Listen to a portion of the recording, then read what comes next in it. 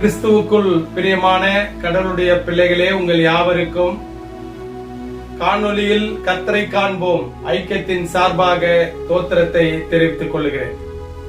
இந்த நாளுடைய சிந்தனை லூக்கா நற்செய்தியாளர் 6ஆம் அதிகாரத்திலே 26வது வசனம். எல்லா மனுஷரும் உங்களை குறித்து புகழ்ச்சியாய் பேசும்போது உங்களுக்கு ஐயோ, அவர்கள் பிதாக்கள் கள்ள தீர்க்கதரிசிகளுக்கும் அப்படியே செய்தார்கள். இந்த வசனம் இயேசு கிறிஸ்து நேரடியான ஒரு போதனையை செய்கிறதை பார்க்கிறோம். யாருடைய பிரசங்கம் மனிதர்களை புகழ்ச்சியாய் புகழ்ச்சி பண்ணுகிறதோ, மகிழ்ச்சி உண்டாக்குகிறதோ, அதெல்லாம்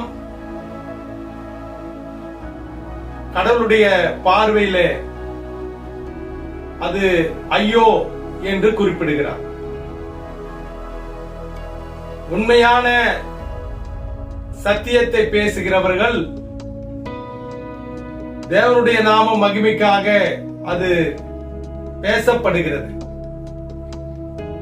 இப்போது இருக்கின்ற ஊழியக்காரர்கள், போதகர்கள், பிரசங்கிமார்கள் மனிதரை திருப்திப்படுத்துகிற போதனையை செய்கிறார்கள். கடவுளை திருப்திப்படுத்துகிற போதனைகள் காணாமல் போய்விட்டது. ஆகையினால் இந்த வசனத்தை இயேசு கிறிஸ்து ஏன் குறிப்பிடுகிறார் என்றால், மனிதர்களை யாரெல்லாம் திருப்திப்படுத்துகிறார்களோ அவர்கள் ஐயோ. கடவுளை திருப்திப்படுத்துகின்ற ஊழியம் அதுதான் தேவனுடைய நாமத்தை மகிமைப்படுத்த முடியும். அதுதான் கள்ள தீர்க்கதரிசிகளுக்கு ஒப்பிட்டு பேசுகிற வசனத்தை இந்த இடத்திலே வாசித்தோம்.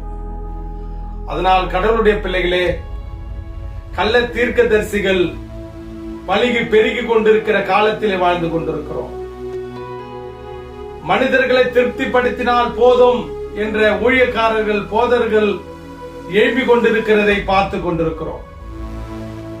இதையெல்லாம் புறந்தள்ளி உண்மையான ஊழியத்திற்கும், உண்மையான ஊழியக்காரர்களுக்கும், உண்மையான போதனைகளுக்கும் நாம் செவிசாய்த்து கடவுளை திருப்திப்படுத்துகிற பாதையிலே அனுதினமும் நாம் நடத்தப்படுவோம்.